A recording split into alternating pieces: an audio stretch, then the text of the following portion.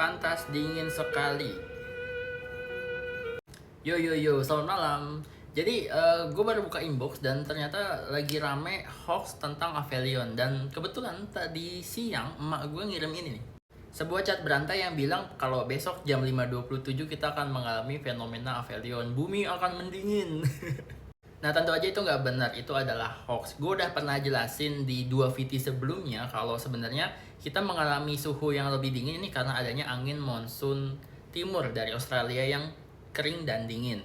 Nah, posisi bumi di titik Aphelion, titik terjauhnya di posisi 152 juta kilometer, itu tidak ada pengaruhnya terhadap suhu bumi. Karena apa? Karena bumi punya atmosfer. Atmosfer itu bersifat mendistribusikan panas. Malah faktanya ya guys, walaupun di bulan Juli bumi berada di titik terjauhnya, ternyata bulan Juli malah merupakan bulan terpanas setiap tahun. Nih, gue kasih datanya.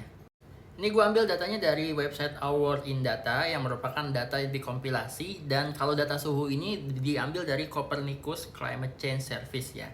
Jadi diambil tuh setiap tahun rata-rata suhu bumi itu selalu sama polanya.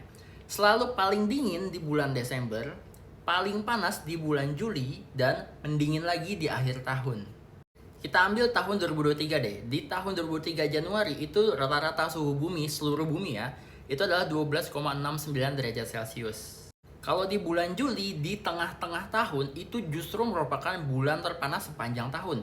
Di tahun 2023, suhu di bulan Juli itu 16,95 derajat Celcius rata-ratanya. Kalau di akhir tahun balik lagi mendingin lagi di 13,51 derajat Celcius. Padahal di bulan Juli bumi berada di titik Aphelion, titik terjauhnya di jarak 152 juta kilometer. Pada titik ini, rata-rata energi matahari akan berkurang sekitar 6,7%. Tapi kenapa bulan Juli menjadi bulan paling panas sepanjang tahun? Ada yang tahu jawabannya? Angkat tangan. Iya benar, karena benua guys. Karena ada faktor atmosfer yang ikut mendistribusikan panas, kalau kalian perhatikan peta dunia, belahan bumi utara itu punya lebih banyak daratan atau landmass dibanding dengan belahan bumi selatan. Kalian pasti ingat, panas yang diserap oleh batuan itu akan lebih mudah terserap dan akan lebih mudah dikeluarkan oleh batuan. Sedangkan kalau air akan lebih susah untuk menyerap panas, tapi akan lebih lama menyimpan panas. Ingat ya kata kuncinya, batuan itu lebih mudah menyerap panas dan juga lebih mudah melepas panas dibanding dengan air yang lebih sulit menyerap panas, tapi lebih susah untuk mengeluarkan panas. Sekarang kita lihat posisi bumi di saat bulan Juli dan di saat bulan Desember.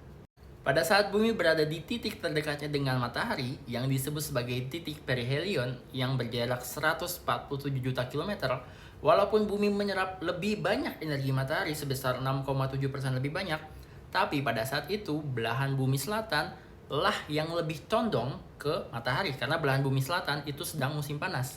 Sedangkan belahan bumi utara yang lebih banyak batuannya yang gampang menyerap kalor malah sedang mengalami musim dingin.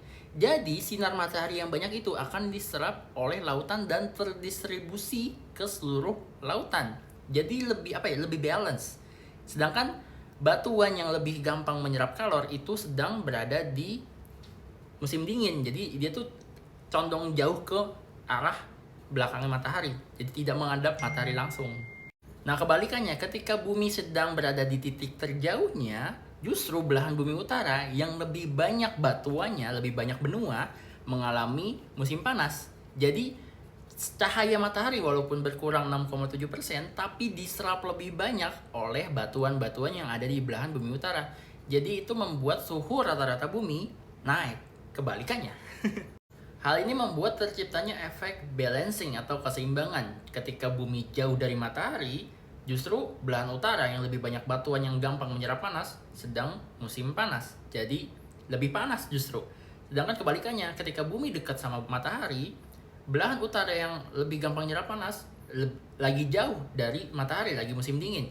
Jadi panas yang berlebihan ini didistribusikan secara balance oleh lautan. Jadi walaupun dekat banget sama matahari nggak panas-panas banget, nggak, walaupun jauh dari matahari ya malah panas. Oke, mudah-mudahan paham ya. Jadi kesimpulannya, walaupun di Indonesia terasa dingin, itu bukan karena kita sedang berada di Avelion, tapi karena adanya angin monsun timur dari Australia.